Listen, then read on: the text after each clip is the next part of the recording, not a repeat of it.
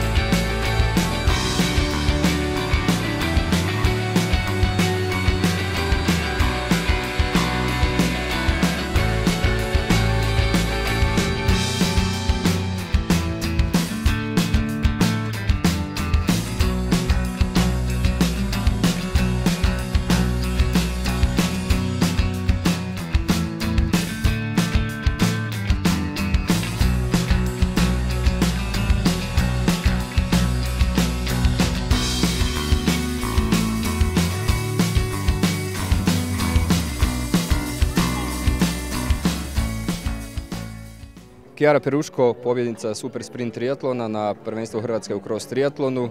Reci Kijara, od kud si, kako se dugo baviš triatlonom? Iz Pule sam, triatlonom se bavim 5 mjeseci. 5 mjeseci? Da. I već si pobjedila na Super Sprint triatlonu. Kako ti je bila staza, utrka? Je li ti to bio prvi triatlon ili već si bila na triatlonima? Ovo mi je bio prvi triatlon do sada.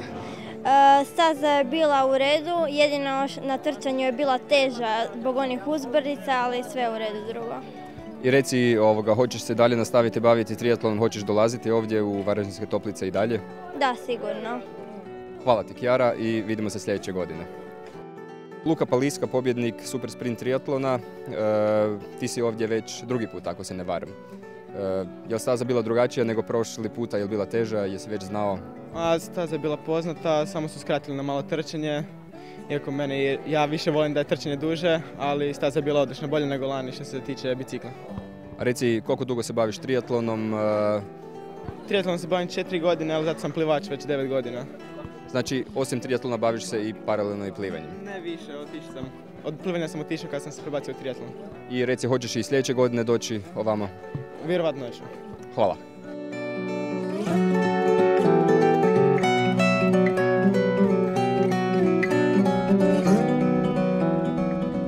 Vrijeme je sunčano za razliku od prošle godine, pa se nadam da niti staza ne bude tako blatna.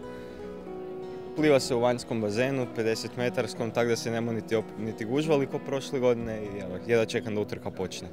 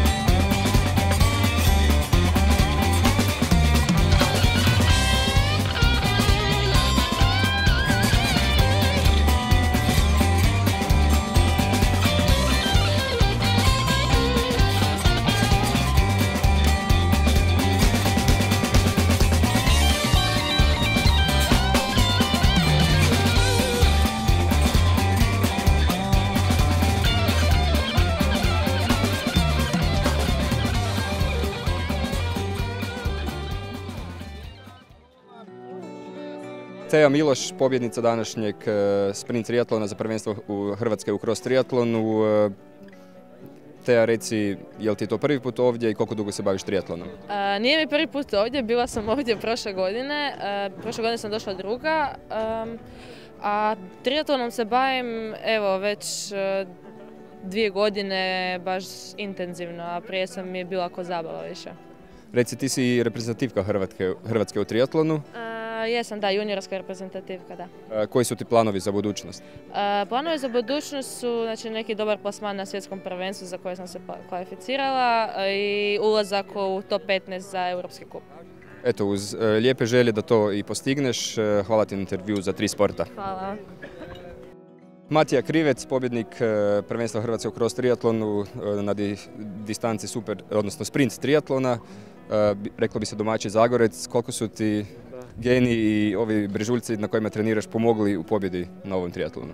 Pa dosta, jer stalno sam u vikendici, tako da onda malo je gore vozim i dobro je bilo. Zadovoljan sam s trkom. Trka je dobra, staza je odlična, tako da treba voziti po brdu. Da. Hoćeš li dolaziti i sljedeće godine na ovakve trke? Da, sigurno budem, jer stvarno trka je odlična, tako da... Koji su ti planovi za budućnost kao triatlonca, evo, vrlo dobro, odnosno odličnog pobjednika, da li imaš nekakve planove, želje životne u triatlonu i inače? Pa imam, da. Prvo faks završiti, onda malo više se još posvetiti triatlonu ako bude moguće i tako. Bomo vidjeli onda dalje. I što studiraš? Zdravstveno veleučilište, radiologiju. Tako da, eto. Dobro, uz sve želje, hvala ti na intervju za 3 sporta i nadamo se da ćemo te intervjuirati, možda ne mi, ali HTV u budućnosti. Hvala vama.